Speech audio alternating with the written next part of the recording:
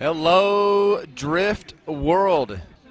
We are here for round 2 of the G-Shock Presents Formula Drift Japan Championship. Alongside Ryan Lantane, I am Ryan Sage. And yesterday it was incredibly wet and rainy. The only time it's been wet and rainy all weekend long, so the drivers had an incredible time dealing with that. We started off with 50 drivers, Ryan, whittled it down to 43 with some DNFs. We also saw a few drivers go into the dirt wall very, very hard. We ended up with 30 drivers out of 32, so we're going to have 2 bye runs today. And one top note is that one of the drivers that crashed extremely hard yesterday, Suinaga, is in fact in competition. He did get that one qualifying run in run number 1. And he was able to get the car fixed overnight after it flipped over. We saw some photos of it, some video, and watched his practice this morning. You can see that the track is still damp in certain areas, but Ryan, it is much better than it was yesterday. Let's talk a little bit about the judging criteria. We kind of laid it out yesterday for qualifying, but with the rain, a big wrench was thrown in. It seems like that we will have more often than not dry conditions for this session at least. So what did you guys talk about last night in the drivers meeting, and what are some of the big takeaways here, especially as it pertains to the lead driver responsibilities? Yeah, the lead driver has responsibilities, the chase driver has responsibilities, and we're comparing lead run to lead run and chase run to chase run to see who adhered to that responsibility list the best and who made the least amount of compromises. So in the lead position, you need to be running a 100-point qualifying run essentially in the lead. You need to be hitting all the zones, filling those zones, getting close to the inside clips, and you need to be doing that with angle. You have to be doing it smoothly in terms of the arc that you're going to be running from outside zone 1 to inside clip 1 to outside zone 2. You're not going to be making a lot of corrections in terms of angle. You're going to be running that high degree of angle and slowing down where you're supposed to, which is partway through outside zone 1, on the way to inside clip 1, and then outside zone 3, just a little bit beyond outside zone 3, setting up for the inside clip 2, which is that last hairpin before the finish line.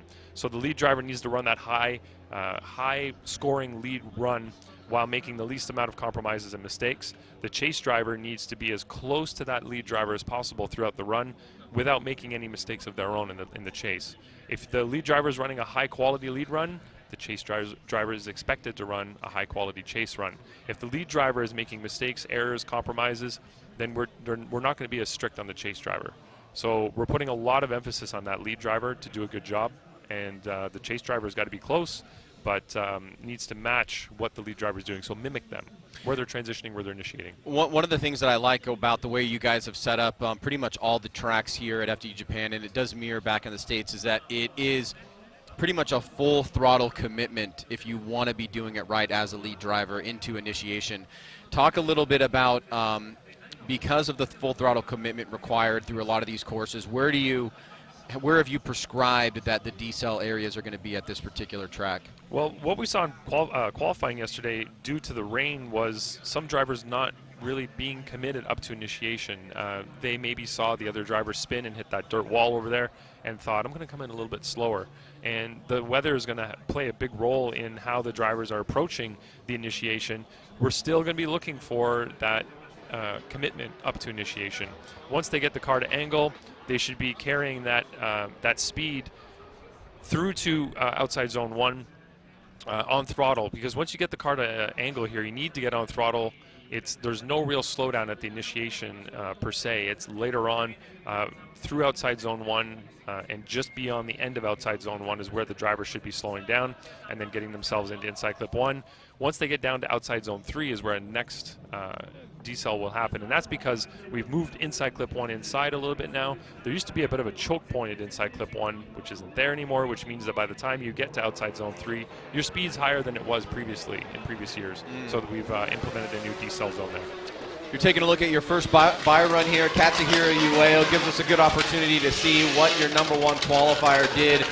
Obviously, these conditions much better than they were yesterday. You can see lots of smoke being laid down. Interesting storylines developing with Katsuhiro Ueo. He was able to take out 3rd place at Suzuka Twin, just outside of 2nd place from Koichi Yamashita and Matsuyama. Both of those drivers qualified lower than Ueo. So Ueo and Miyoshi, the number 1 and number 2 qualifiers, will receive those bye runs, so they're going directly into the top 16. That'll pretty much be their responsibilities for the day. However, our first battle up that we will see right now is going to be our 16th and 17th place qualifier, respectively. That is Shang Nien and Yuichi Amagai. Both drivers have done very well here in the past. Both are strong competitors in Formula Drift Japan. We always see 100% commitment from Shang Nien, and Amagai certainly has impressed us with his driving as well. So Ryan, I mean, a good battle here to set up our first head-to-head matchup. Do you suspect from what you, oh boy, that's our burnout box there that just got a little annihilated, but do you suspect that these conditions here are going to provide more confidence for the drivers as opposed to how variable it got yesterday? Absolutely. They know they've been running through practice here for the last hour and 10 minutes, I believe. They see that the track is dry. They have grip. There's smoke. Nien, he hit the wall yesterday pretty hard, so they had to fix his car overnight. You can see they did a great job. It's back to what it looked like at the beginning of the day yesterday, but I don't think that's going to affect his confidence level right now because it's dry. He knows the car is going to stick. He knows he can rely on the power and the grip that he has built into that car, and here they go. Here we go. Shang Nien taking the lead. Amagai chasing him down, coming into this initiation point. Shang just right at the edge of that outside zone. Keep in mind that, and Amagai really loses it there, and now Shang is off to the races. He has got a good position here with about 8 car lengths on Amagai. Let's see what happens. Remember, that area there is just right before the decel zone, if I recall that correctly, Brian, but walk us through what you saw here between Shang Nien and Amagai. In the initiation area of the track, you can be center. We never told them they have to be wide, so Nien did a good job there. Got to just to the outside edge of that outside zone 1. Amagai looks like he got inside and didn't really have anywhere to go as he was kind of diving in there. Nien was in his right to slow down in that area. From inside clip 2 to the finish, you could see that there was a lack of angle from Nien. He wasn't really full throttle from inside clip 2 to the finish, but he did remain at angle over the finish line. So we are getting some communication from the team up.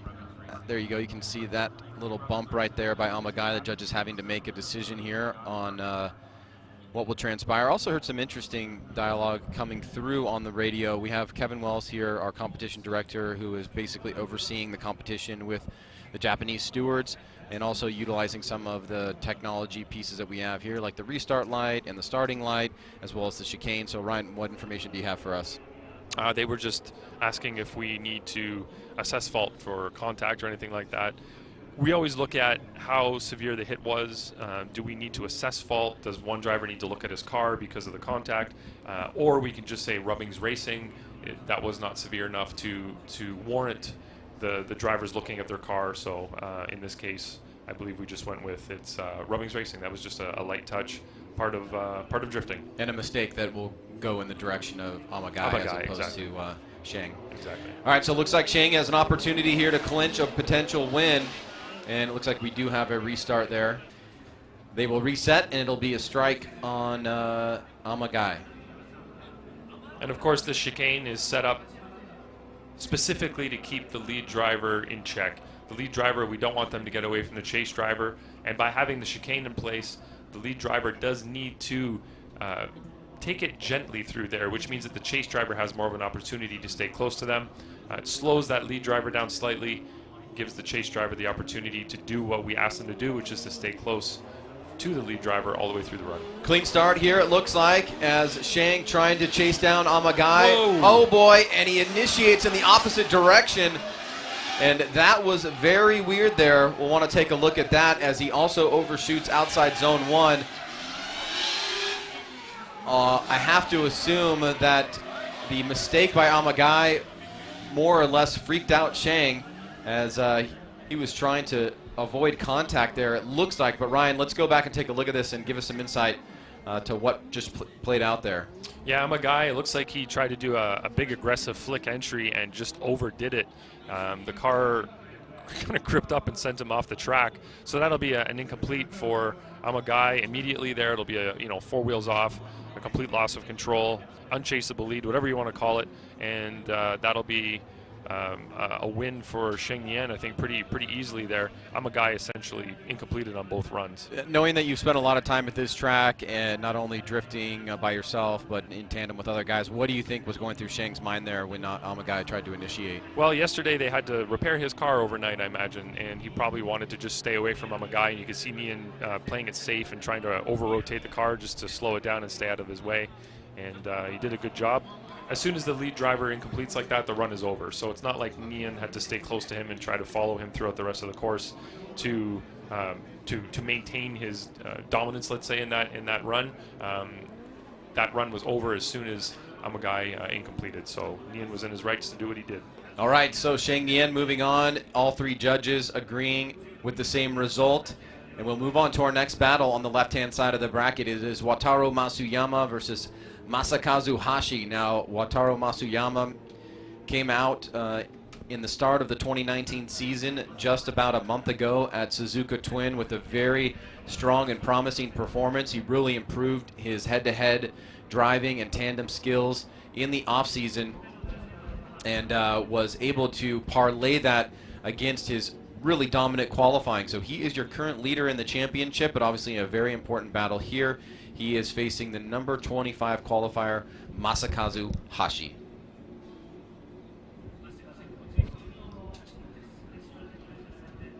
So two beautiful S15s. We got the shopping cart teal, looks like a Acura Integra Type R, and then the classic on the left-hand side.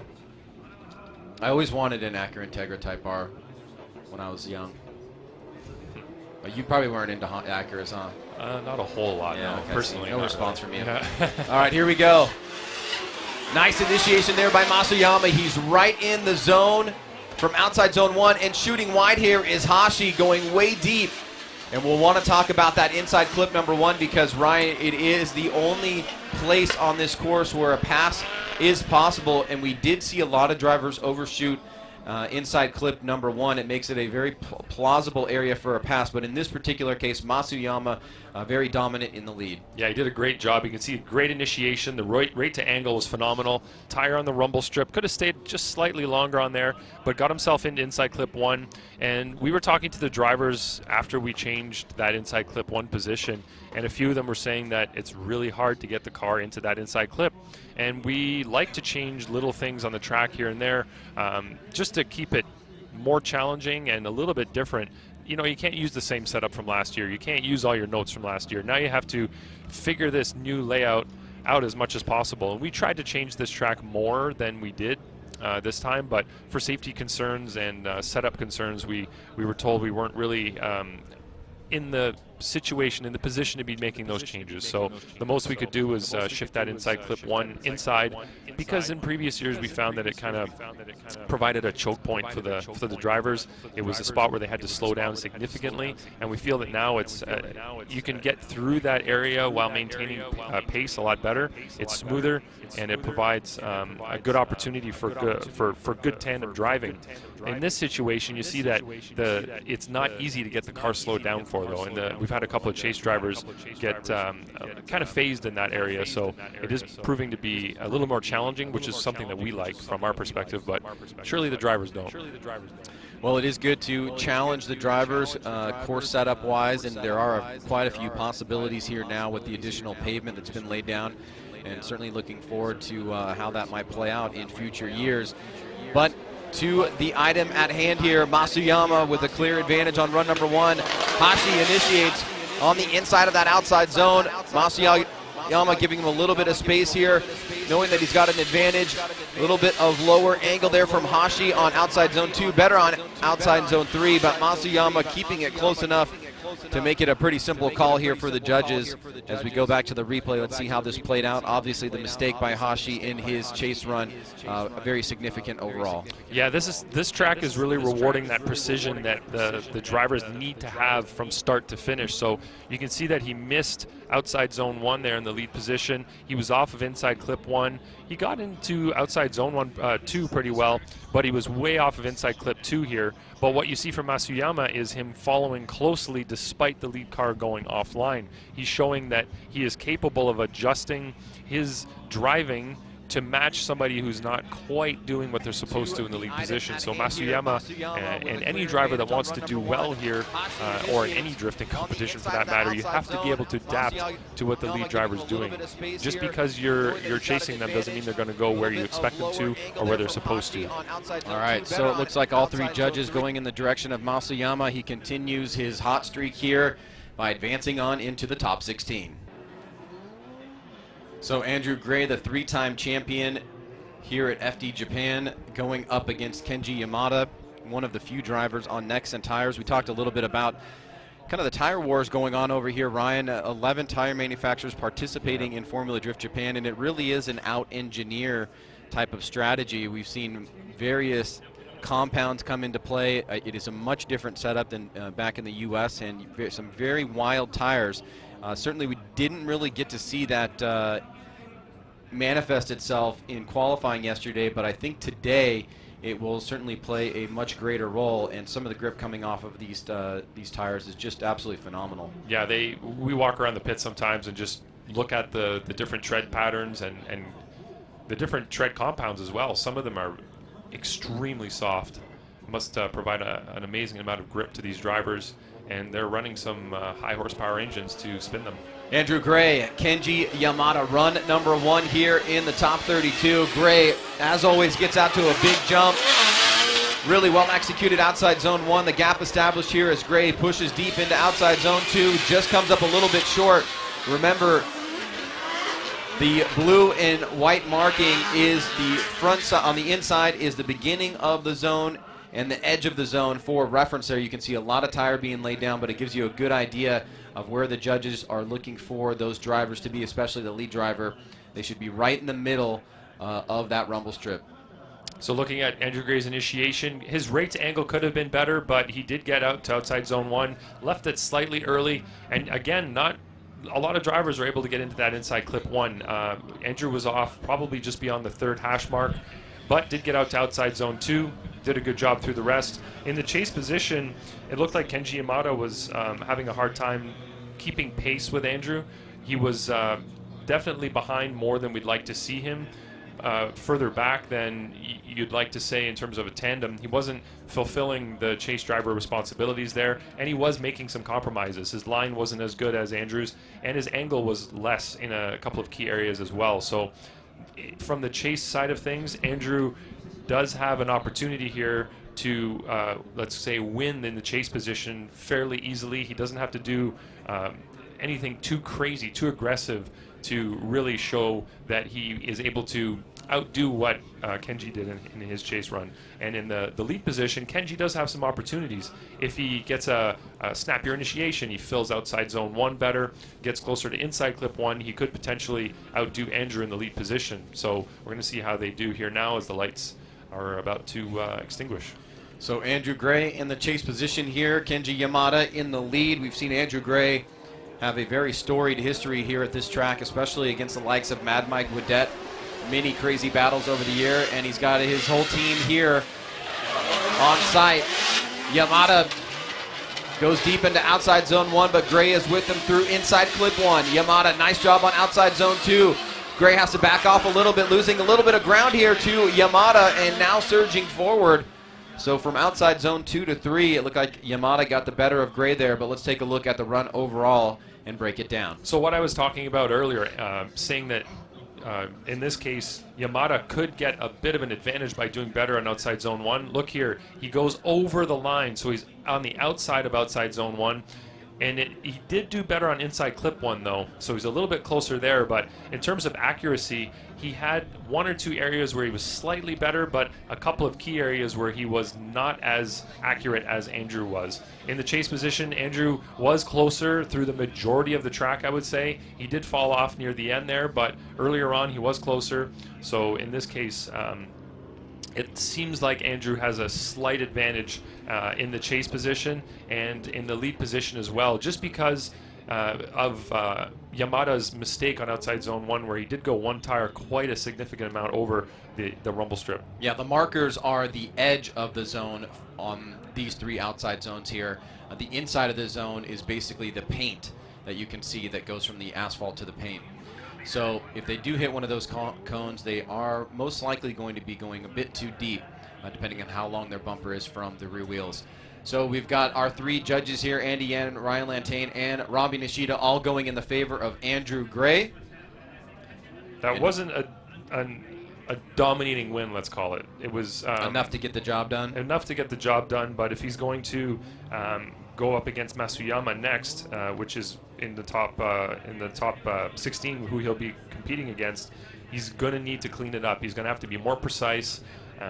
As you get through the bracket, you have to drive better. You have to get cleaner. You have to do a better job of hitting your marks, being precise, and not leaving anything on the table, because the other driver, to get to that point, had to do that as well. So he's going to have to clean it up to do a little bit better in the in the coming rounds. So our number 4 qualifier is a driver you may know well. Jin Harino had a great day yesterday during qualifying, and Koji Kitagawa is our number 29 qualifier. He'll be taking the lead here. Jin Harino coming down. Nice snap there, middle of the road. He's going to get that zone a little bit short, though. He's going to come up tight on this inside clip. Has to make a bit of an adjustment there, but Kitagawa was way far back. Now he's playing catch-up, trying to close the door, but he's on the inside line here. Trying to gain that proximity, but sacrificing some of the overall line. And as they go through that final turn through the finish line there, let's take a look one more time here and see what transpired in run number 1. What we saw from Jin yesterday was a lot cleaner than what we're seeing from him today. It looked like he didn't have quite the speed and momentum to get to outside zone 1 the way he should, and you could see he left it very, very early, which put him on a very tight line for inside clip 1. It just didn't look like he had the pace, the speed through the course that that he should. I don't know if there was more grip than he expected there to be. He was out in practice earlier and he drove on that dry pavement, but you can see his initiation was early and also very much on the inside, which it just didn't give him the drive to get around there. He was able to stretch it and get it around, but not without making some big handbrake pulls and not the smoothest arc around there either. So in the chase position from Kitagawa, not very close in the beginning, but did manage to get a little bit closer there by making some compromises, right? Taking some angle out of the car and running a tighter line. So some openings, opportunities for both drivers. We could see maybe Kitagawa going deeper and longer into outside zone 1. We could see a better chase from initiation from Harino in order to gain back some of those areas, as we do take a look at lead to lead and chase to chase and who did better overall. Both drivers heading back to the hot pits now and then onto the start line, as we will see Koji Kitagawa now take the lead against Jin Harino.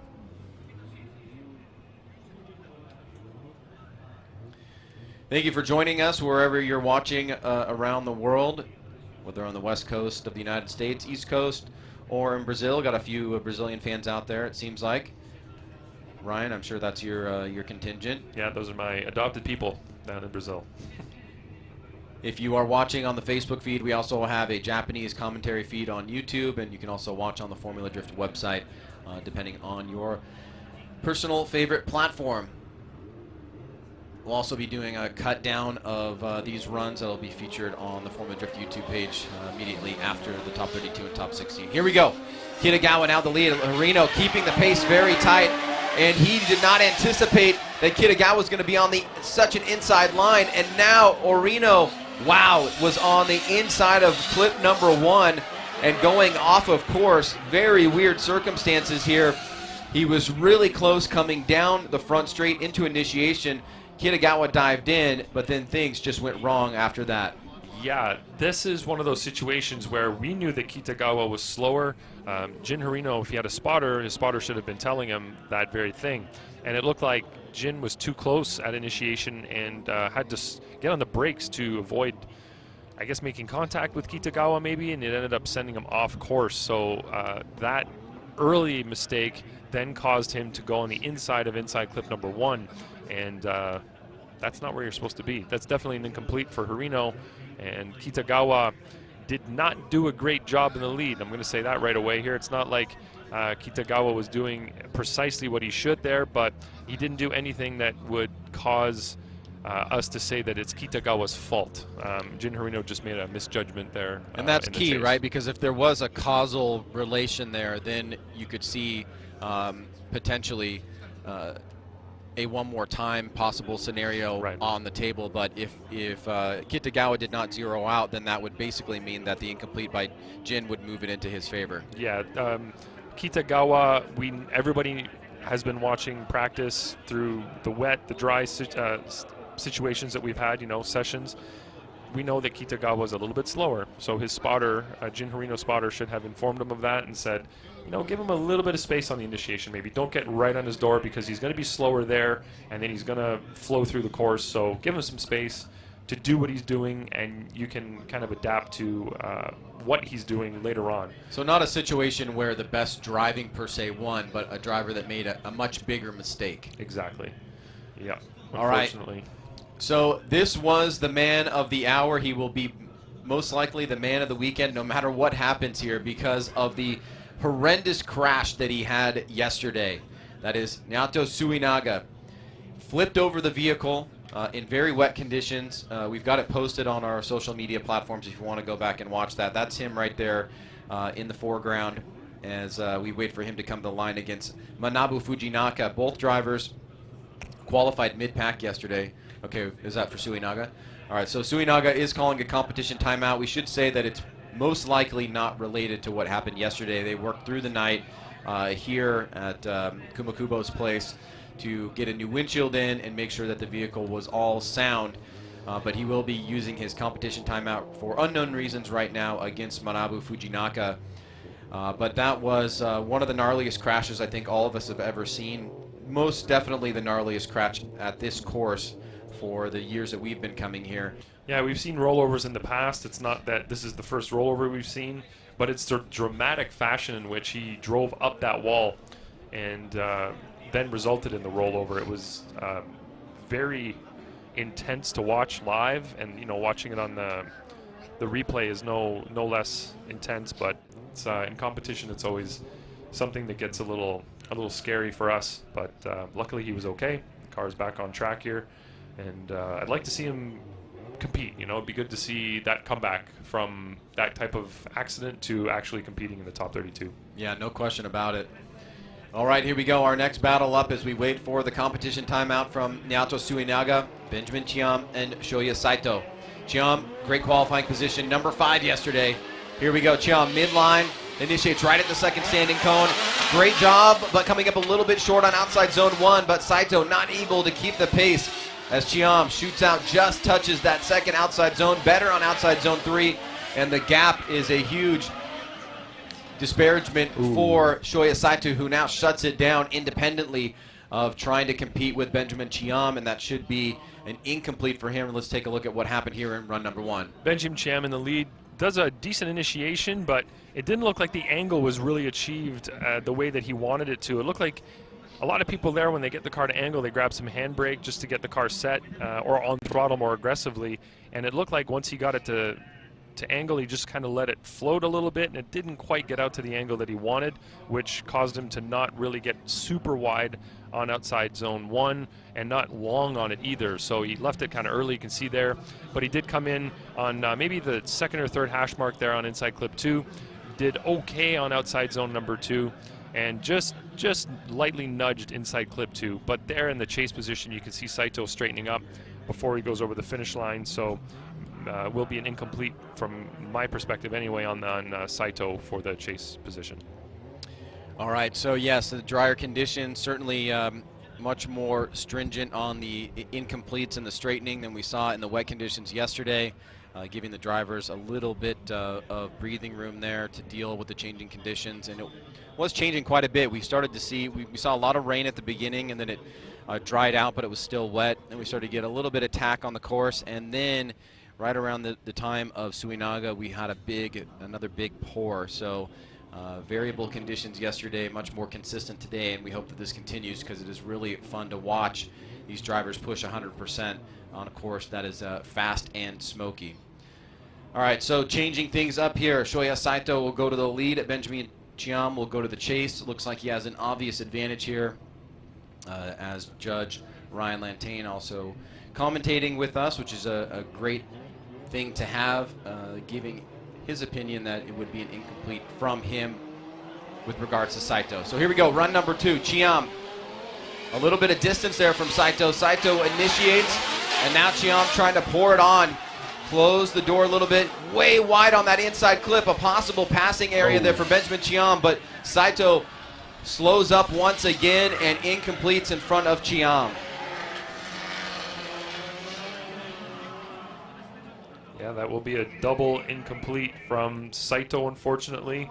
So that hands the win over to Benjamin automatically there. You can see Benjamin was expecting Saito to be a little bit slower on the run-up, so he gave him a little bit of room, and it seems like it paid off because he did start to catch up to him. And right here in inside clip 1, you can see that Saito went very, very wide. Benjamin did catch up to him at that point, but right there is where Saito incompleted, straightened up, and the battle was over at that point in time.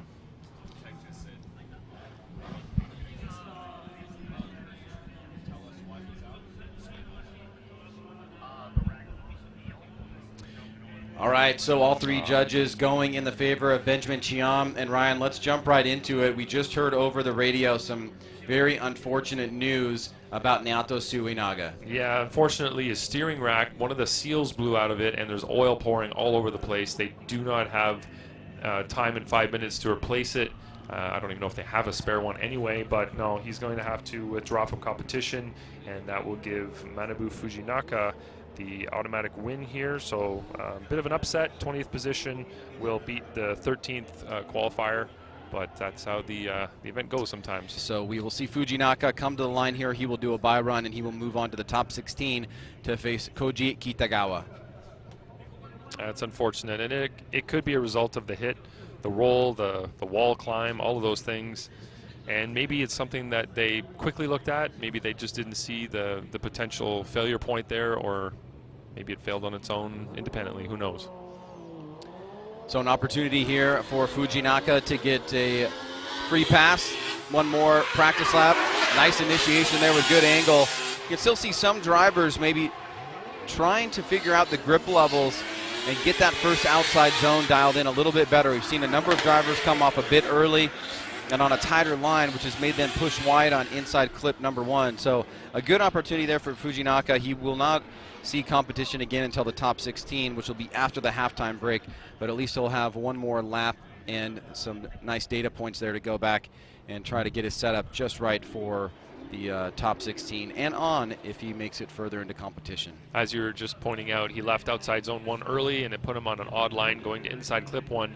This track, it's absolutely vital that you fill outside zone 1. If you don't fill it properly, you're going to be on the wrong line for inside clip 1, and it's really hard to come back from that in that area. We haven't really seen any drivers that left outside zone 1 early do a good job on inside clip 1.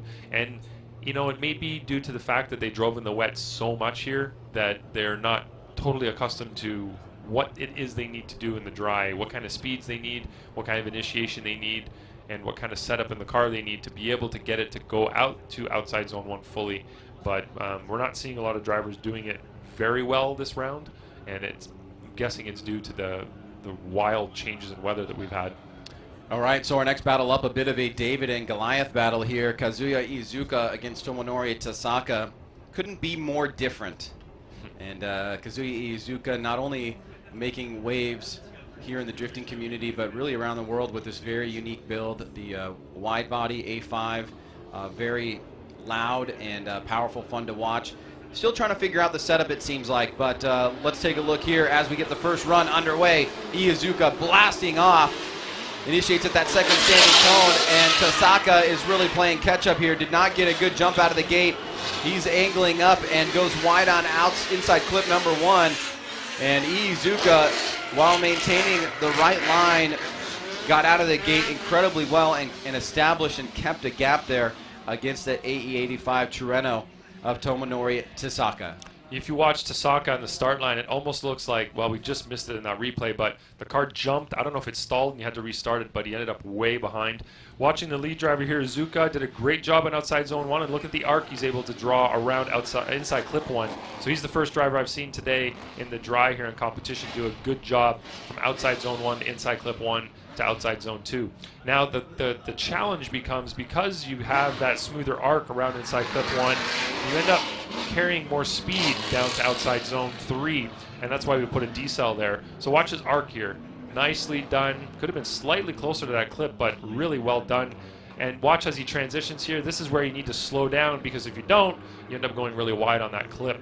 It's an area that is more technical now due to what we've done at inside clip 1. It does create more speed down there, which means that you do have to be a little more careful with how you set the car up for inside clip 2.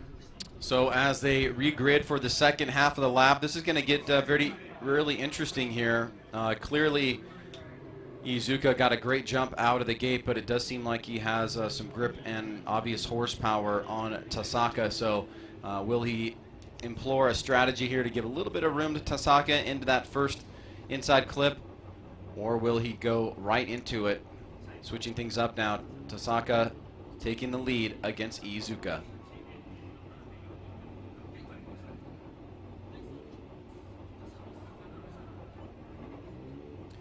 And drivers set to go. The light is flashing, and it is off. Both drivers get out of the gate right at the same time. Tasaka down. He heads over onto the right-hand side of the course. Nice initiation, but he's going to wash out and go into the wall. Wow, that was crazy. The front end washed out from Tasaka. He went into a part of the wall that hasn't had much contact to it. So he was a bit wider past outside zone 2, Ryan, and there's really no moisture down on the course, so you have to wonder what transpired there. You could see he was full throttle by outside zone 1, and I don't know if there was a hiccup in the car or if he just got into some understeer. Hard to really say. Let's watch the replay here and see if we can analyze it a little bit better, but a big flick from him. You can see Smokey on throttle, and then the car just grips up, and he ends up climbing up that wall, and we've had a lot of cars up on that wall this round. Previous years, I don't think we really ever did. You know, once in a while somebody might have dipped a tire in the dirt, but we're seeing a lot of cars climbing up that wall this round. It's maybe, I don't know, stick your tires, higher speeds. The great part about that wall is that it's soft dirt. The bad part about that wall is it's kind of rampy. Is that it's a wall. A rampy wall. He's lucky, though, the car didn't end up on its roof like Sunaga's. But, of course, he did do some damage to the car. He was able to drive it off the course. He just has it parked off to the side, and you can see there the results. Making it official, Kazuya Iizuka, car number 28, with the Audi A5, moving on into the top 16. He will face Benjamin Chiam. So that does it for the left-hand side of the bracket in the top 32. Ueo, Nian, Matsuyama, Gray, Kitagawa, Fujinaka, Chiam, and Iizuka all making it through. We will take a quick commercial break, come back and finish up the right-hand side of the bracket in the top 32 here at the G-Shock Presents Formula Drift Japan Championship. It is 6:15 in Los Angeles, California, 10:15 here local time in Nihonmatsu Prefecture. We are at the G-Shock Presents Formula Drift Japan Round 2 at the Ebisu West Circuit. You are watching the top 32. We've made it halfway. We've seen some great battles so far. We are now moving on to the right-hand side of the bracket where we will see our second bye run of the top 32. As we mentioned at the top of the broadcast, we started the weekend with 50 drivers. We saw a lot of attrition even before the event started, and we started with 43 drivers after some DNFs and unable to make their way into qualifying. Then we saw a crazy qualifying that only saw us getting 30 scores out of those 43. And the result of that meant that Katsuhiro Ueo and this man right here, Hayato Miyoshi, will receive a bye run. So as we take a look at Miyoshi, he has always been one for the big initiations. He goes for it, and you can see right there, just grips up a little bit. No harm, no foul. A good opportunity for him to get another feel of the course conditions here. One criticism that we've heard, Ryan, of a lot of the drivers, and it has to do with the tires, is that many of the drivers seem to be putting a lot more grip than necessary in the vehicles for the dry conditions here. Yeah, we talked to them about it yesterday in the meeting. It just seems like they value the grip, the speed, whatever it is that they're looking for out of that, more than they do filling the zones and completing the course without making a lot of corrections. And it's something that is a little concerning from our perspective because that's not what we're asking for. We do not judge speed. We have no speed guns here. We just want them to do a good job on the track itself, filling the zones, getting to the inside clips, and doing so with good momentum. And it looks like a lot, not a lot, maybe quite a few drivers, let's say, when they get the car to angle, there's so much grip in the car that it wants to go straight. So once it goes to angle, the car is pointing towards the inside of the track. That's where it wants to go, as opposed to being able to let the car ride out to the outside zone, fill that zone, and then get on throttle back to the inside clip. So in his situation, it looked like he just was way too aggressive on initiation, and he didn't have the momentum to get the car around. Now, somebody who's going to have to worry about momentum here is Go Kamiya with this underpowered car. First run underway. Mori does Restart. not even initiate, but it looks like it is a restart. And it's worth noting that both of these drivers, as they go back to regrid at the start line, were very highly praised by their fellow drivers in the drivers' meeting last night and the top 32 announcement for really overcoming a huge amount of pressure with incompletes on their first run of qualifying. So they were able to come out, deal with the wet conditions, get scores on the board. They qualified number 15 and 18 respectively. But certainly a really cool amount of camaraderie, very similar back to the States with drivers pushing each other to make those scores, get into competition, and really it's nice to see that. So they will regrid. It'll be a strike on Mori. It looks like he did tap a cone going through the chicane, and we will start this one once again. The R35 Skyline going up against the S15. V35. Yeah, it's essentially Yes. a G37. Yeah, G37. Yeah. The thing with the G37 is it is not very powerful. It's essentially a stock VQ37. Makes a lot of noise, but not really fast. All right, here we go. Second attempt. This time Mori initiates the second standing cone. Gets right at the edge of that first outside zone. And as you mentioned, the gap being established here to Go Kamiya. Good movement from the second outside zone to third outside zone. And on that inside clip at Ryan, obviously the most noticeable occurrence here, as you mentioned, was the lack of power and grip from Go Kamiya. And unable to really keep pace with Yoshimi Mori. Yeah, Mori's very fast here. You can see his initiation is very snappy. Got the car to angle really nicely. Did a pretty decent job on outside zone 1, but overshot, unfortunately, inside clip 1. But in the chase position, Go Kamiya is nowhere to be found at all. You know, we don't like to call things like that like an incomplete because it's a poor chase. There was no proximity. It was an inactive chase, essentially, because he's not close at all. And in the lead position, Mori was not trying to get away. He was fulfilling his lead driver responsibilities. He was filling the zones. He even gave him an opportunity at inside clip 1 because he went a bit wide there. Yeah, and you can see that Go Kamiya took that opportunity by not running the same line. You know, with that type of distance between them, he was able to get inside to that inside clip, and he still is nowhere to be found in the chase position. So a lot of diversity here in this top 32 field. Some older drivers, some legends from the past, and a lot of young drivers here. One noticeable young driver out of competition that many of you would recognize is the Top Tool driver, young lad. Kanta Yanaguida. Yeah, Kanta Yanaguida, unable to make it into competition, not because of inability to qualify due to criteria, but engine detonation after run number 1. So unfortunately, we will not see him until next round in Fuji. But it is great to see a wide array of drivers competing here in Formula Drift Japan. Second run about to be underway. Go Kamiya taking the lead against Yoshimi Mori. Mori has his work cut out for him right now. Mori giving him a little bit of space here. You can see that the pace is not there with Kamiya. Now he surges forward. He does attack. You can see the speed. Oh, no. And he makes a big mistake at inside clip 1. And what looked to be a dominant performance from Mori has now gone sideways. He makes a mistake in the chase position. And Ryan, I thought he calculated it very well. He gave some room down the front straight. Then he surged forward right after outside zone 2. But inside clip 1, he looks like he paid a price. Yes, he like you say, he did calculate it very well. He judged that entry nicely. You could see that Go Kamiya in the lead position was doing okay there. And I don't even know what happened to him in that position. He wasn't close enough that he had to jam on the brakes to try to avoid contact or anything. He was still a couple of car lengths away, maybe a car length, a few car widths away. Let's watch it from the aerial shot. So you can see Kamiya in the lead.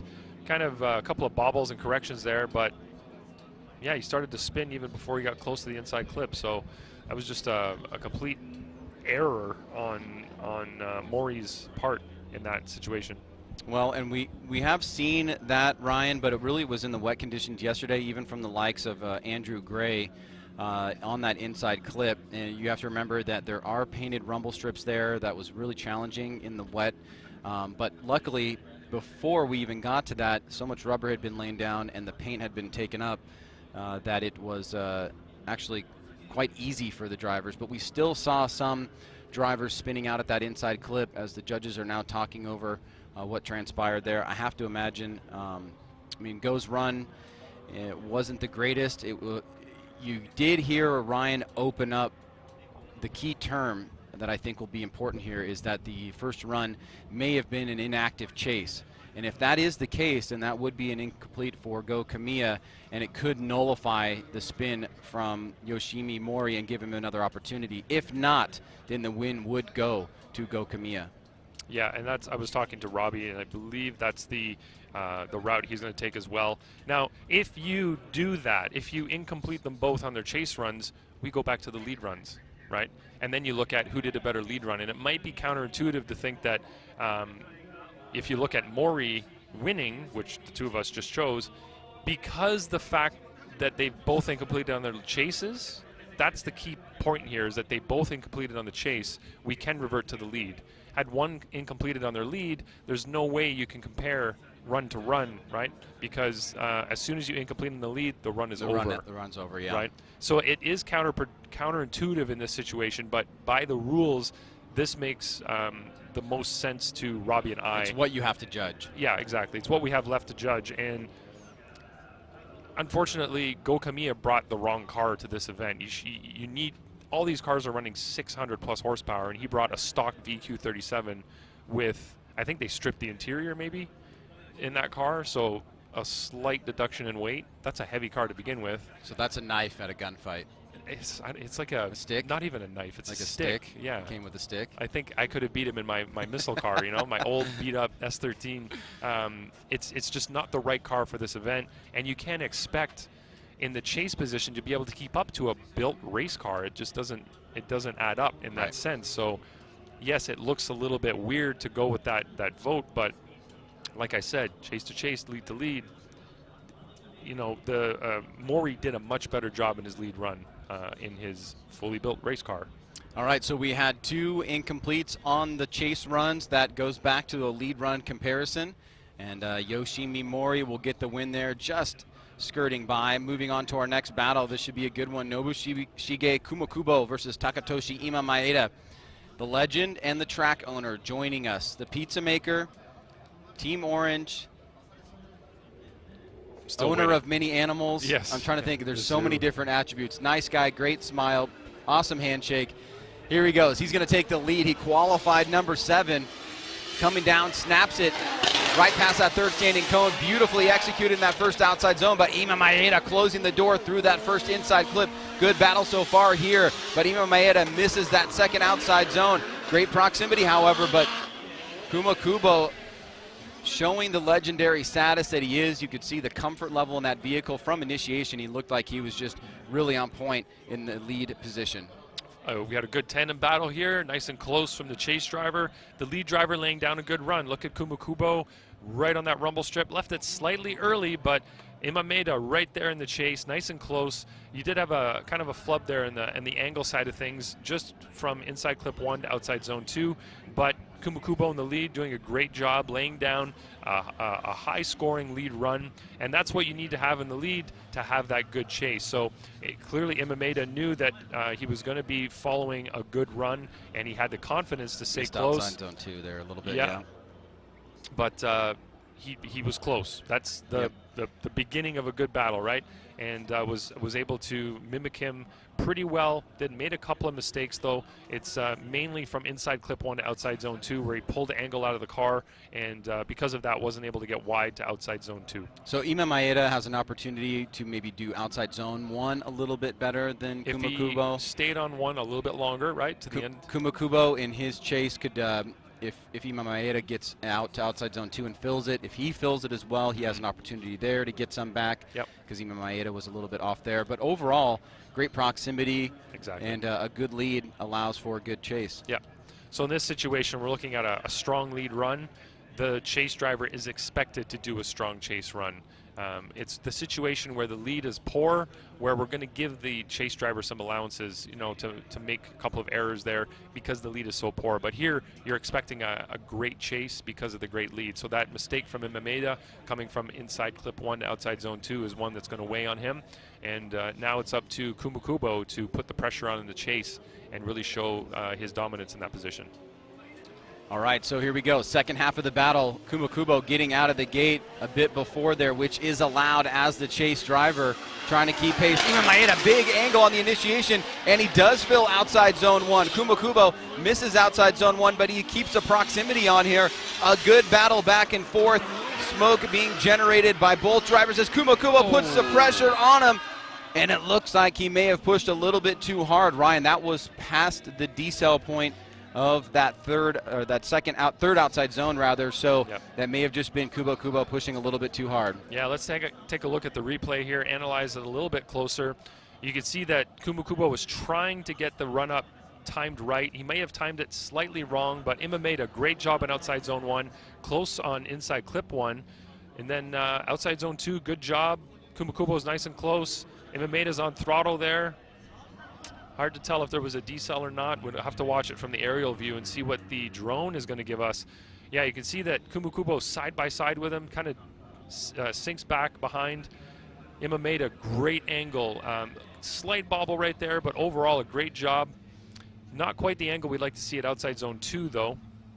And let's see right here. Oh, he did slow down. Looks like Ima Maeda did lift off the throttle right there and caused Kumakubo to have to correct, which caused the spin. So we're going to try to watch that one again. Ask him if we can see that again. We're going to watch that again. These drones are so helpful for this type of situation. Seeing this from ground level, especially from our perspective here, really difficult to see if there was a slowdown from the lead driver. And but put it up in the air like that, and instantly you can see that correction that was made by Ima Maeda in the lead. So getting a bit more granular here. Great job on outside zone 1 yes. by Ima Maeda. Kumakubo did not fill outside zone 1 with him. Now outside zone 2, you said a little bit more angle there would have been nice from Ima Maeda. Yeah, exactly. And this is the area right here where oh, you can see the smoke now line you punctuate. can see the smoke line. Yeah, exactly. So hopefully the next part of this replay will be the aerial shot, which will give us the view that we need from the sky. And you know, Ima Maeda was not doing as good a job in the lead position. The only thing he did better here was outside zone 1 with that angle, but right there he made the bobble, and right here he's going to have less angle, not fill outside zone 2 the best, but right what we're looking for is right here. Punctuation too. It stops right there. Yep. He did lift, and that was a sneaky little thing that he did. Whether it was on purpose or not, it was sneaky because it was hard for us to catch. Yeah, it's always very helpful for me to watch a smoke line punctuation on an area where the driver should be full throttle there. And you were able to see it from both of those shots once you were looking at that specifically and not looking at the attitude of the car. So now we've heard from Ryan Lantain directly from him as a judge. We'll see what the other two judges think. And this may be an opportunity here where, after closer analysis, it does look like Ima Maeda lifted in an area where he shouldn't have. So we have one judge going with one more time. Ryan Lantain going, oh, and we've got two judges going with one more time. That does take it into the direction of a one more time. Yeah, so clearly they saw that mistake from Ima Maeda. I did like what Ima Maeda did on outside zone 1, but I felt that Kumakubo overall had a smoother lead run from start to finish. Even though he left outside zone 1 a little bit earlier, he was more consistent with his angle throughout the run, did a better job of filling the zones fully. Ima Maeda got out to outside zone 2, but didn't fill the zone. He was a little bit late on it and did have that correction on angle there as well. He had his slow down at inside clip inside clip 2. So I felt that his lead run was not great, and I did give the win to Kubo there. And in the chase position, Kubo wasn't given the opportunity really to chase fully through. So that was my thoughts. All right, here we go. Our next battle, Yoshiya Isaki, Kazuki Hayashi, number 10 and number 23 in qualifying.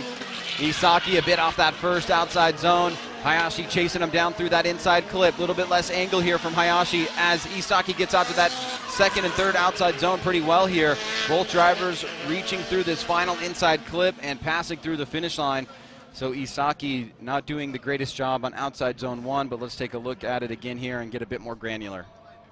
Mistakes made by both drivers in this run.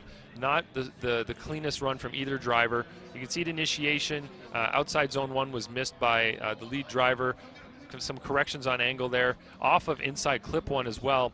Some big corrections on angle there going to outside zone 2. The chase driver not putting a whole lot of pressure on in this situation. I'd like to see these drivers clean it up a little bit on the next run. So let's watch from the aerial shot. It's going to show a lot of the angle corrections as they come through.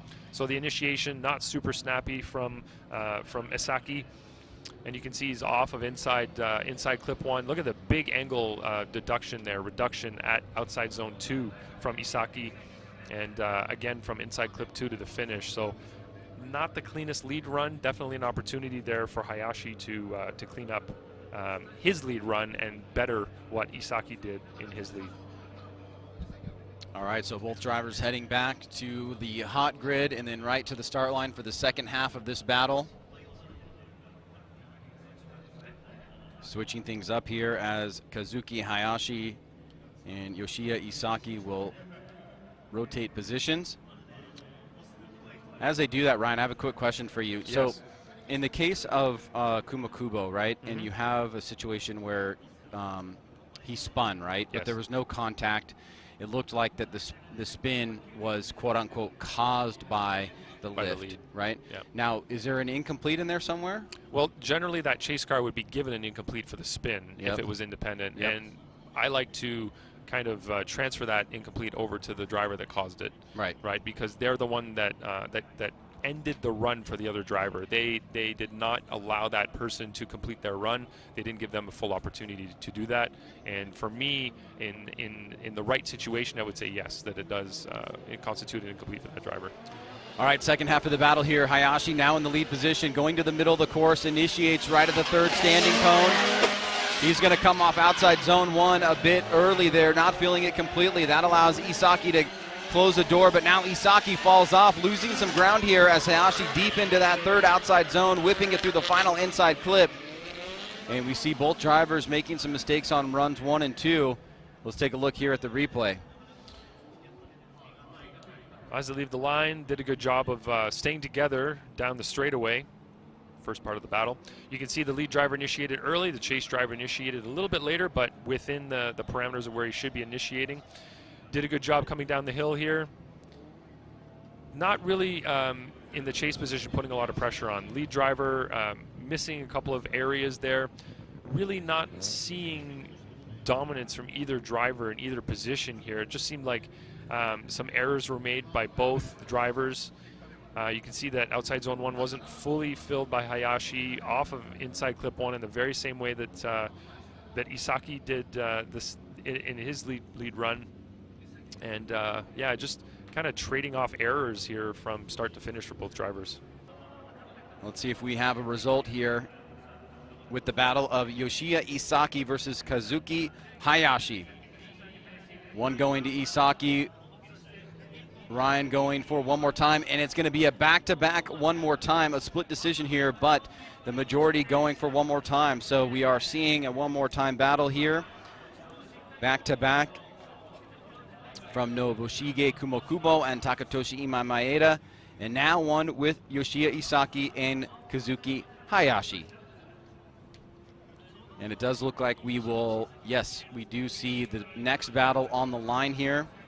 Shinji Minowa versus Yasao Takano, car 999 versus car 90, number 3 and 30 qualifying positions from yesterday. Shinji Minowa certainly trying to ramp up his campaign, wants to fight for that championship. A good opportunity for him. A new vehicle this year, though it does look very similar, almost exactly the same as the car from last year. And he will take the lead. Blasting out of that front straight, goes over to the right-hand side of the course, initiates in the middle, but he is able to push out and perfectly fill that outside zone 1. Takano trying to look for an opportunity here. Great job by Minowa out front. This is what we're used to seeing from him. You can see some mistakes from Takano in the chase as he approached outside zone 3 and not really able to keep the pressure on through that final off-camber turn through the finish line. Let's take a look here one more time at the replay. As I was saying yesterday, Minowa's got a lot of seat time on this track, drives here a lot, and you can see the comfort that he has with it. Gets out to outside zone 1, just over that rumble strip slightly, but really great job. Beautiful arc from outside zone 1 to inside clip 1 to outside zone 2. Transitions nicely down to outside zone 3 and tight on inside clip number 2. So you can see from the lead side of things, this is probably one of the best lead runs we've had in top 32 so far today. In the chase position, you can see that Takano was kind of thrown off by Minowa's initiation. The lead driver does have the right of way, and he needs to give space for that. And you could tell right off the start he wasn't on the same page or same step as Minowa. He was kind of thrown off by that and had to get out of his way a little bit. And he did have a pretty significant straight in there at around the outside zone 2 area. So in the chase position, not quite fulfilling his responsibilities, his goals in the chase, and that could almost be an incomplete from him. Maybe we'll have to watch that replay one more time, but it looked like an incomplete from Takano, just how seriously he straightened and the duration of that straighten. He only really got the car back to angle after outside zone 3. So both drivers repitting here, heading back to the start line. It looks like a good start overall from what we hear from Ryan, from our driver Shinji Minowa, car number 90. He will now go to the chase position against Yasao Takano, car 999. Takano has a very high standard to adhere to right now, just because of the level of run that Shinji Minowa did in the lead. And we tell him in the driver's meeting, if you run that high lead, you're putting a lot of pressure on the other driver now to go run that same or better lead. And right now, Takano has to do a great lead run. Spotters off to the right-hand side of us, talking to their drivers. Takano, oh, he has a double initiation there. A big mistake on initiation. He has to reinitiate, and fortunately,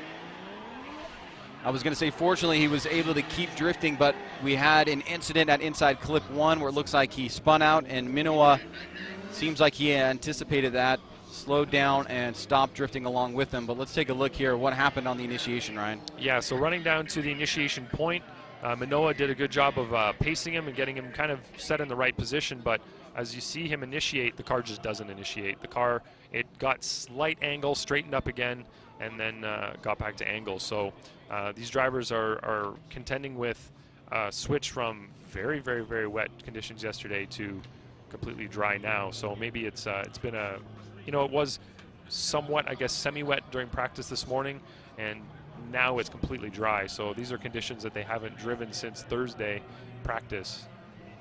So all three judges going in the favor of Shinji Minowa, car number 90, moving on into the top 16. He will face the winner of the next battle up on the grid, and that is Tomohiro Miriama and Kazumi Takahashi.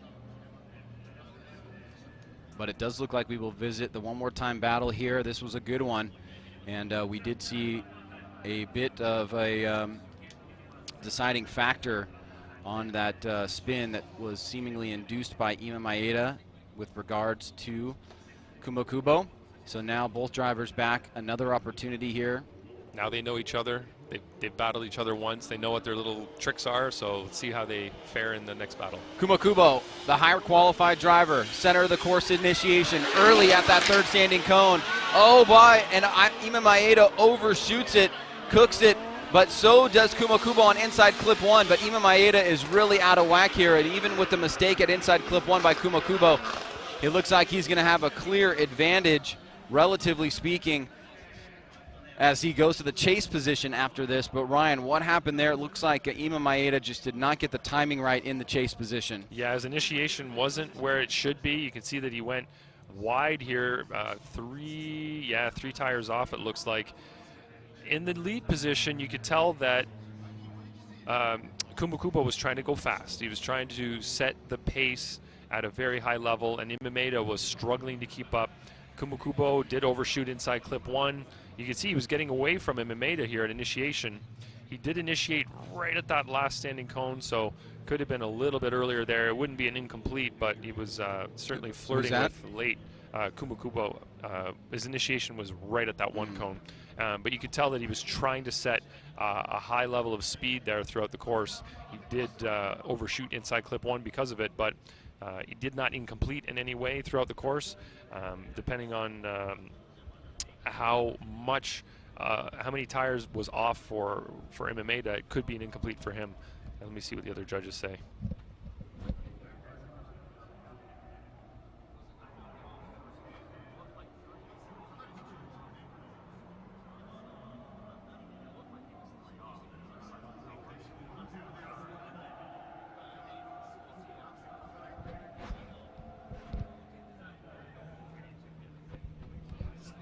Both drivers back at the line as Ryan is conferring with the other judges on what they're looking at in terms of was there an incomplete there or not.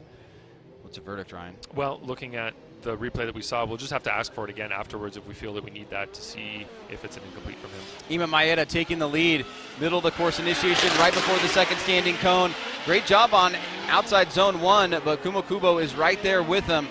And no major mistakes from Ima Maeda in the lead position, but again, no major mistakes from Kumakubo in the chase, and you have to think that the chase runs compared Kumakubo pretty much dominated that, and that may give him the edge overall.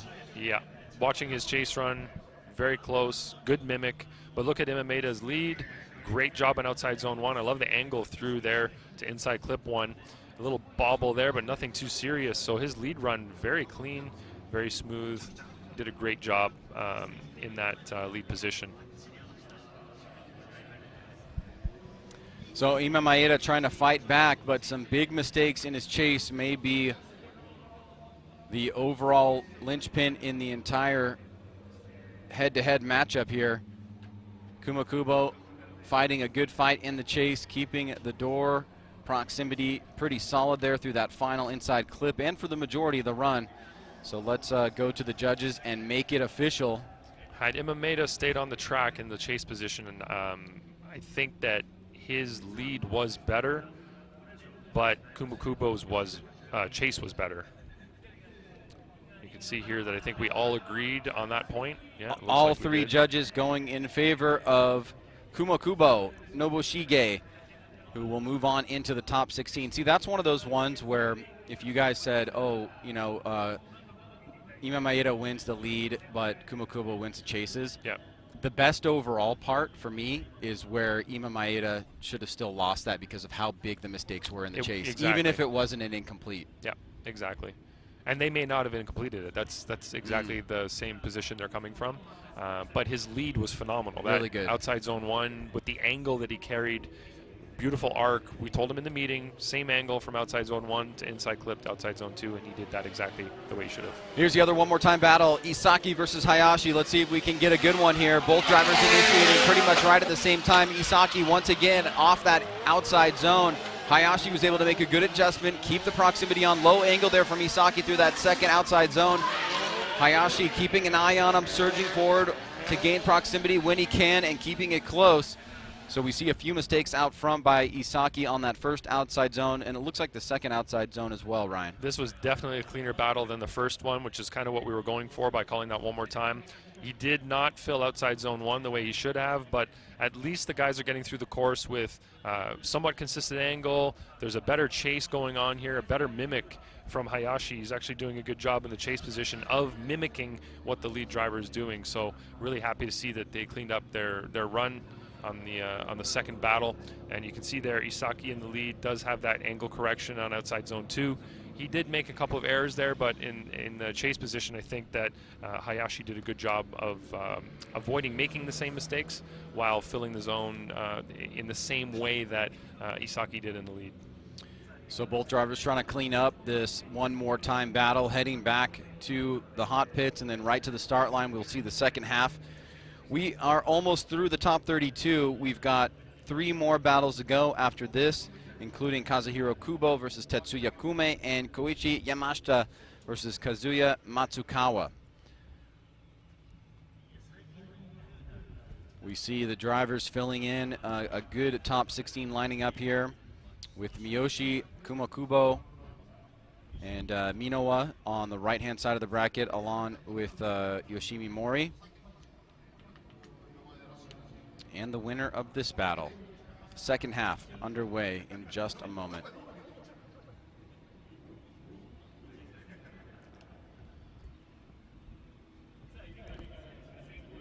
Hayashi rolling up to the line.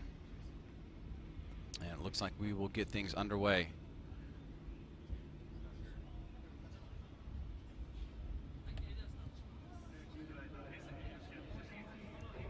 And the light is on and extinguishing means go.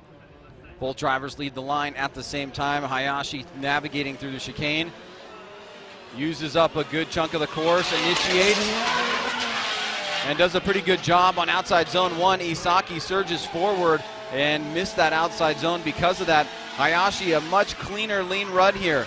Not a lot of mistakes. He was able to get to outside zone 2 and 3. And really looked solid on that off-camber turn towards that final inside clip. Good job from Hayashi here in the lead. Excellent job on outside zone 1. Really cleaned up his act from the first battle that they did. And this is what we like to see. The lead driver doing a great job on that zone. He left it where he should leave it. Right about the second hash mark on inside clip 1. On the rumble strip at outside zone 2. Same thing for outside zone 3. Very precise run here, did a great job in the lead. In the chase position, Isaki was making some errors, missed a couple of areas, wasn't really mimicking the way that he should, especially given the high quality of that lead run. He had all the opportunity there to do a great chase because of that great lead. And you can see there a couple of corrections on angle, missed outside zone 1, and didn't quite do the job that he could. He missed outside zone 2 there as well. Didn't do terribly, but definitely not the same level of chase that Hayashi had when he was chasing.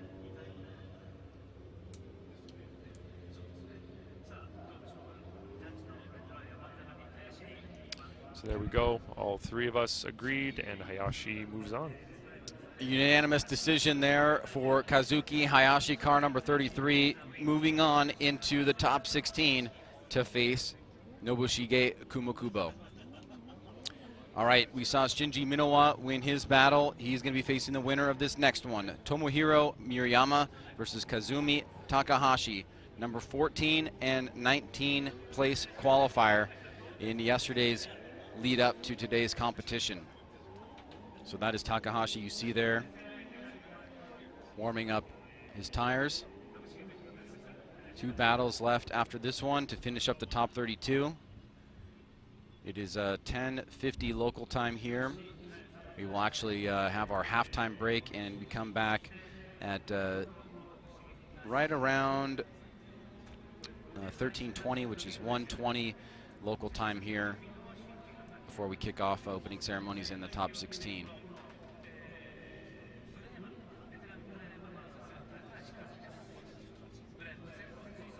Both drivers at the line. Starter has given the signal. Here we go, the higher qualifier, Miriama, will take the lead. He uses all the course. Early initiation there.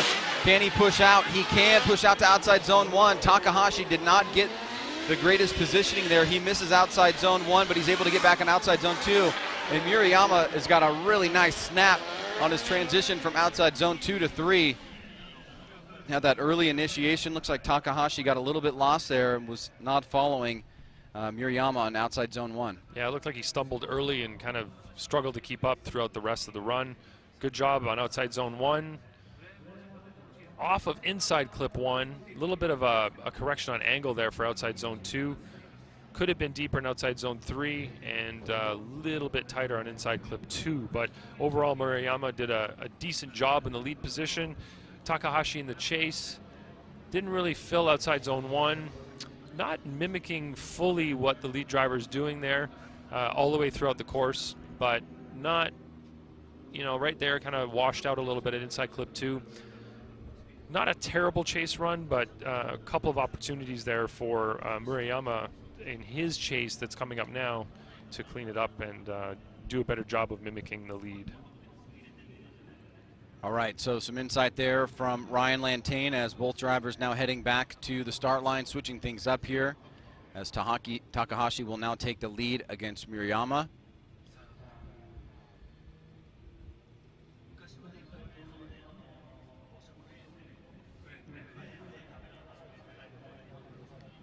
Turning out to be a pretty nice day so far, hoping that the weather holds. Watch your mouth, Ryan. I know. I'm gonna knock. This is wood. I'm gonna knock on it right now. It's been saying 100% pretty much every single day since we got here, but it's been fairly unpredictable, and the clouds in the sky look pretty good right now. Yeah, pretty good. This is an unpredictable place with the mountains for the weather. Yeah, you get a lot of cells coming in here, dropping rain on one portion of the course and not the other. So.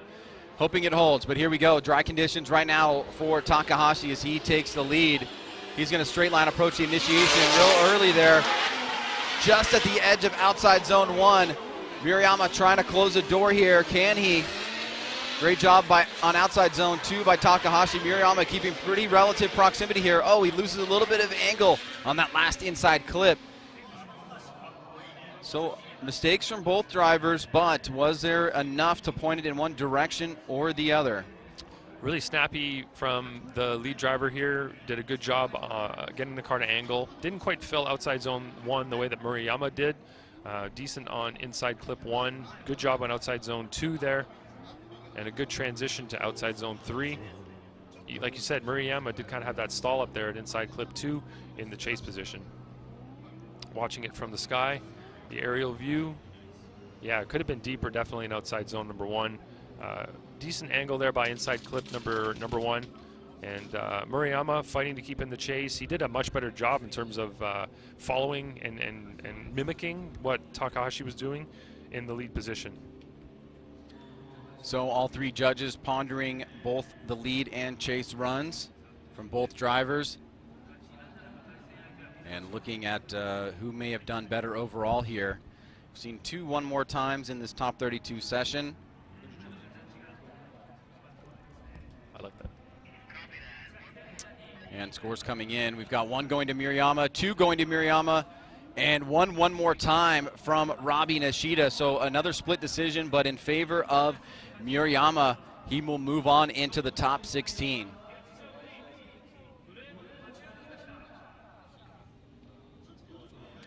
All right, so 2 battles remain as we are moving through this top 32 session. Slots are being filled, positioning, drivers are looking at their strategy, trying to figure out who they're going up against in the top 16, the best way to approach it, given dry or wet conditions. Kazuhiro Kubo will take the lead first against Tetsuya Kume. Kubo, great qualifying position yesterday with a number 6. Tetsuya Kume qualified 27. So a bit of a disparity there. Kubo was looking great early on here at this track. Seemed to figure it out very quickly. You know, I think the rain mixed things up a little bit, but the first day of practice when it was dry and semi-dry, he was looking really strong. All right, here we go. Let's see if he can continue to progress. Kubo, middle of the track, initiates right past the 3rd standing cone. He comes off outside zone 1 a little bit early. An opportunity here for Kume to strike. He keeps the pressure on, loses a little bit of angle in the chase, but he's keeping nice proximity there from outside zone 2 to 3.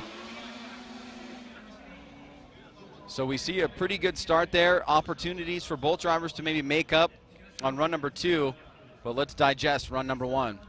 Kubo in the lead. I've seen better from him. He didn't really fill outside zone 1 fully. He left it halfway through pretty much and very quickly put him on a poor line for inside clip 1, but managed to get around to outside zone 2 and through the 3 and through the finish. In the chase position there, Kume is putting on a decent amount of pressure and seems to be mimicking pretty well what the lead is doing. So right there you can see he's actually a little bit deeper in outside zone 1, following him through on the same line. Good car positioning, slight bobble there on angle, but you know the lead driver was not doing 100% of what he should in the lead position, so the chase you know can't be too strongly hurt there for what he was doing in the chase. but I think they pretty good job in the chase position. All right, so a bit of insight there from Ryan, as now we will move on to the second half of the battle. We'll see Kume take the lead against Kubo. Looking at that outside zone 1 in qualifying, that was worth 10 points for line and angle, right, whereas the rest of the course, everything was worth 5. It is a very important part of the track. It sets the tone for the rest of the course, and I felt like Kume did a great job of adapting to Kubo's lack of line through that area and managed to stay with him and mimic him through the rest of the course. So the more you think about it, the more that chase run looked pretty solid. All right.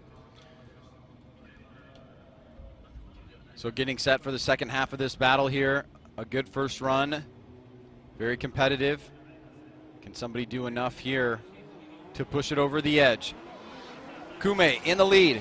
Kubo chasing him down. Straight line approach here from Kume. Gets that initiation and does fill that first outside zone completely. Kume is now really going to have to push the pace. A little bit less angle there from Kume on outside zone 2. Kubo trying to keep the pressure on. But we did see him fill that outside zone 1 better. Outside zone 2 looked like he had a little bit less angle, but let's take a look here at run number 2. Yeah, looking at Kume's lead, looking at outside zone 1 specifically, look at how great he did there. Just a tire over the rumble strip, but filled it fully off of inside clip 1. Slightly less angle there, didn't quite get probably the car set the way he wanted to for outside zone number 2, but overall a great lead run. With a couple of opportunities that he did miss.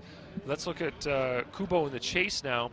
Didn't quite get as deep in outside zone 1. Took a tighter line there through to inside clip 1, mimicking his error essentially, and not quite going as wide on outside zone 3. So errors were kind of switched back and forth between both drivers. All right, so both runs are in the books. It's a simple choice, driver A, driver B, or one more time. Kazuhiro Kubo and Tetsuya Kume. It would be an upset if Kume was able to get the win here with that 27th place qualification. So yeah, scores are in, and here we go. It's a one more time from Andy Yen. The next will decide it. And it is going in. Tetsuya Kume, another split decision, but a majority vote for Tetsuya Kume, who does defeat Kazuhiro Kubo in an upset. Yes, did a great job on that outside zone 1 area, and his chase was pretty solid as well. So overall, did a good job in both roles. Did miss some things, though. I'm not saying it was perfect. Definitely missed a couple of opportunities there, but more opportunities were grabbed by Kume than were by Kubo. All right, final battle of the top 32.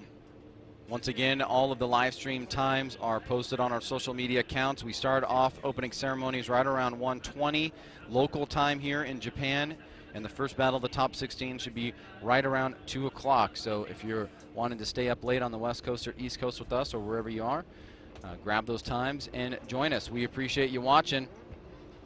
Our final battle of the top 32, Koichi Yamashita, number 11, Kazuya Matsukawa, number 22. Big initiation there from Matsukawa in the chase, but comes up a bit shallow on that outside zone as Yamashita reaches out to outside zone 2. Oh, and the front end washes out, and it sounds like a mechanical for Yamashita in the lead position, unable to finish drifting. So it's kind of a nice thing to see Yamashita out on track here. He crashed pretty hard into that wall yesterday. You can see he's missing part of the back of his car and part of the front of his car, but in the lead position, great job on initiation, and through outside zone 1, you can see his tire right on that rumble strip, and maybe just a tire slightly over that rumble strip, but for the most part, a good job there. But right here, not quite sure what happened. You could hear the car revving up afterwards, maybe a gear, the gear popped out. Hard to say exactly what occurred there.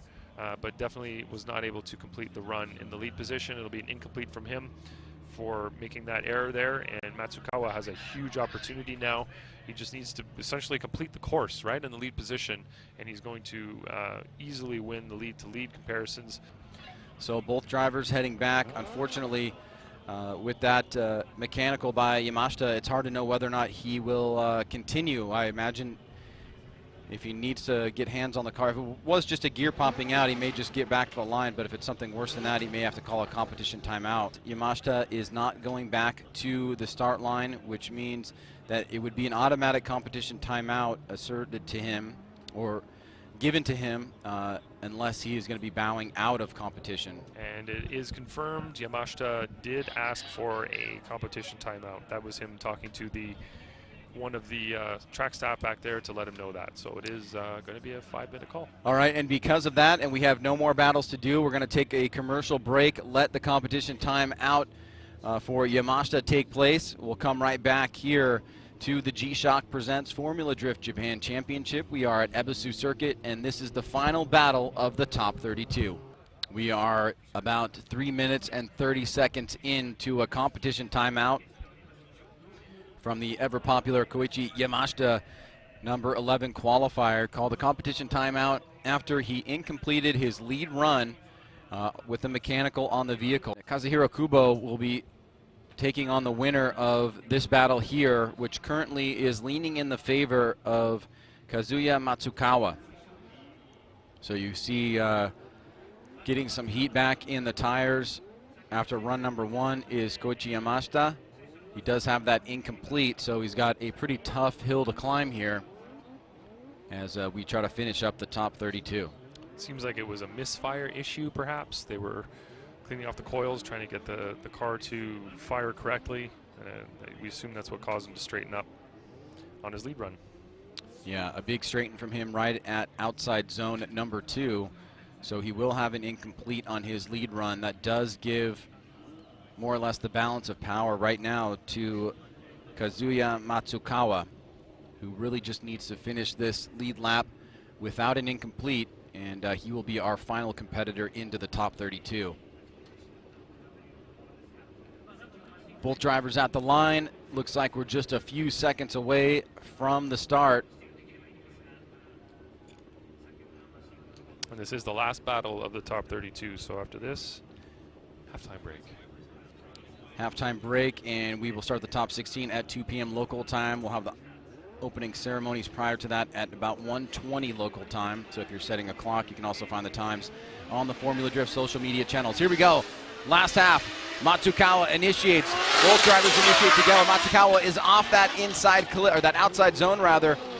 And Yamashita's really going to have to push hard here. He's trying to force an air from Matsukawa in the lead position. Great battle here, back and forth.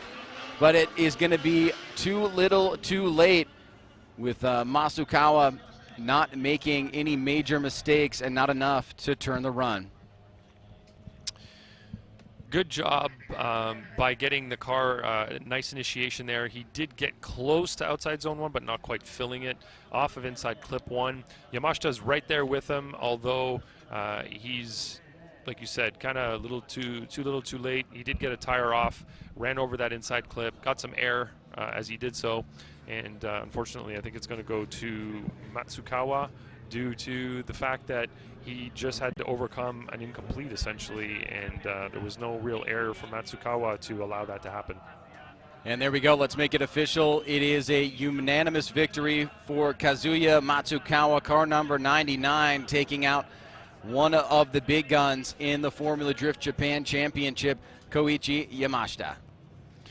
And those mechanical issues can really come to bite you at the wrong time. He went all through practice, had seemingly no problems with the car during the hour and 10 minutes of practice this morning. But as soon as he gets to his battle, that's when the car decides to hesitate and either shut off or just give him a problem there. And it's just unfortunate the timing sometimes. All right, well, that is wrapping things up for us. We are bringing the course to a close here for the top 32. Along with Ryan Lantain, I am Ryan Sage. We are signing off here for the top 32, but we'll be back in just a few short hours, kicking off the top 16. Bye-bye.